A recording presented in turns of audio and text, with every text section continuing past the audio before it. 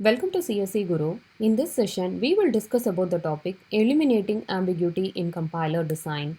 A grammar is said to be ambiguous if for any string it derives more than one parse tree or more than one leftmost derivation or more than one rightmost derivation. Then we can say that the given grammar is an ambiguous grammar. The drawbacks of ambiguous grammar is it will create parsing complexity, and if you are allowing the ambiguous grammar, it will affect the other phases of the compiler. There are three main reasons that will lead to ambiguity. One is operator precedence rule, associativity rule, and dangling else.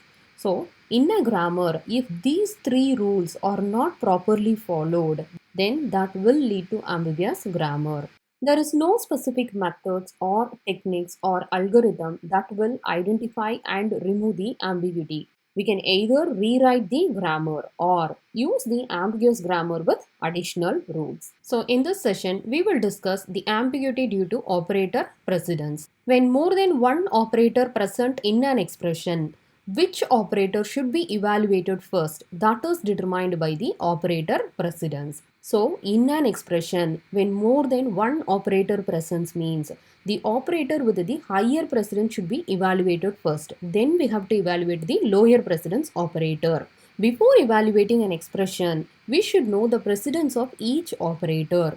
That is given in the operator precedence table. So, if you are checking this table, the unary operator is having the highest precedence, then the multiplicative operators, then additive operators, then the shift operators, relational, equality, bitwise, logical, conditional, assignment, and comma operator. So, the unary operator is having the highest precedence and the comma operator is having the lowest precedence. If we want to evaluate an expression, we should know the precedence of each operator. And first we have to evaluate the higher precedence operator, then only the lower precedence operators. For example, if you are considering this expression 4 plus 3 into 6, we can evaluate this expression in two ways. That is, first we can perform addition operation and then the result will be multiplied with 6.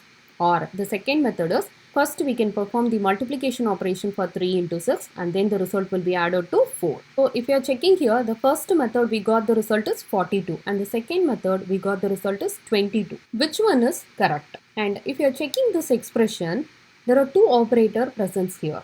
So when more than one operator presents in an expression, the operator with the higher precedence should be evaluated first. Then only the lower precedence operator should be evaluated.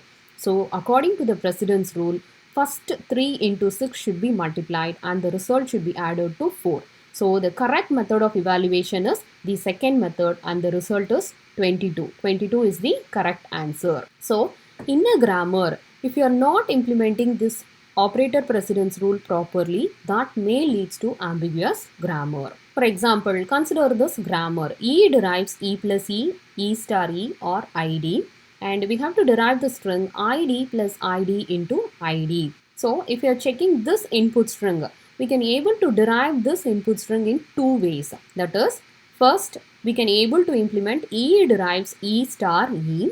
Then we can able to implement, for this first non-terminal, we will implement E plus E.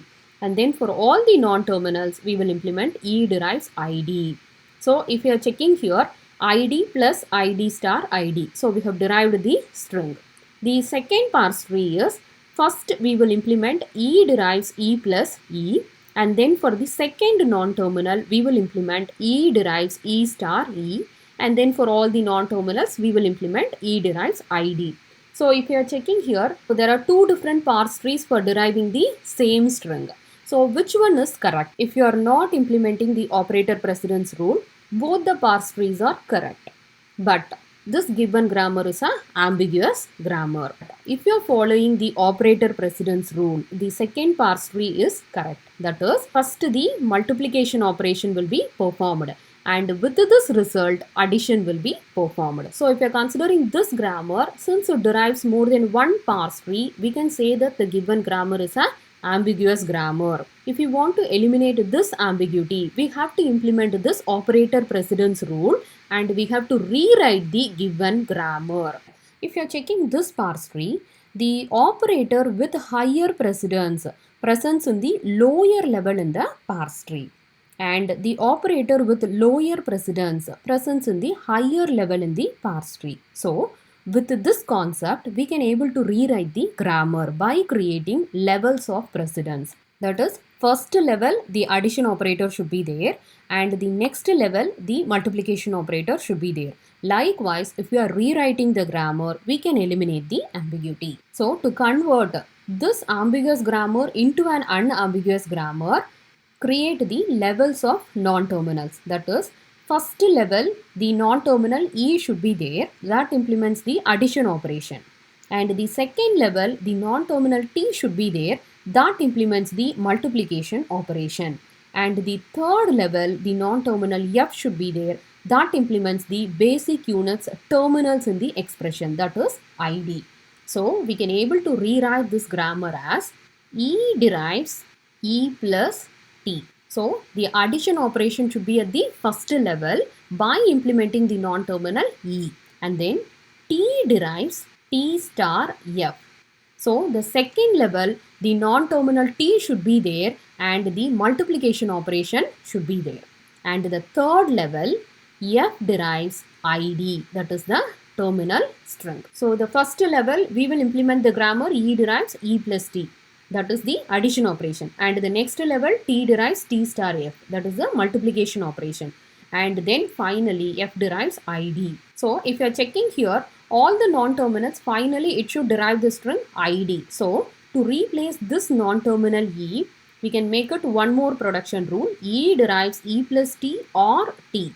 Same way, to replace this non-terminal T, we can make it T derives T star F or F, and then F derives finally ID. And now we will construct the parse tree for deriving the string ID plus ID star ID.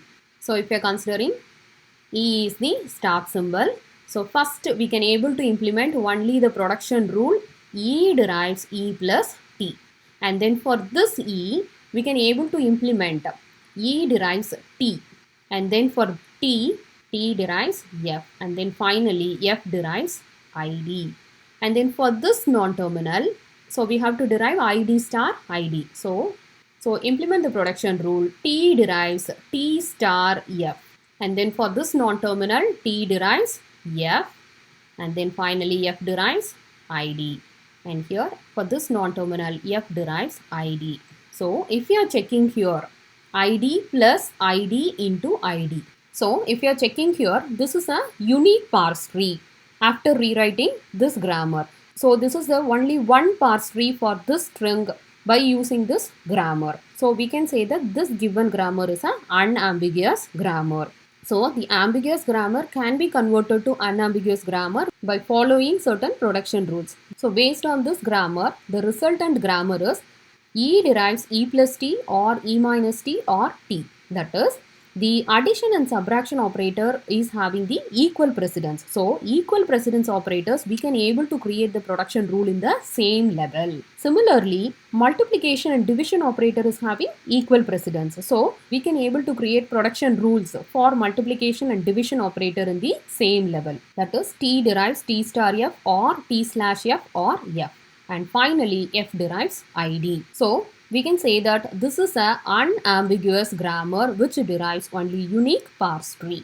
So we can able to rewrite the grammar by implementing the operator precedence rule. So in this way, we can eliminate the ambiguity. So this is the final unambiguous grammar. Thank you for watching this video.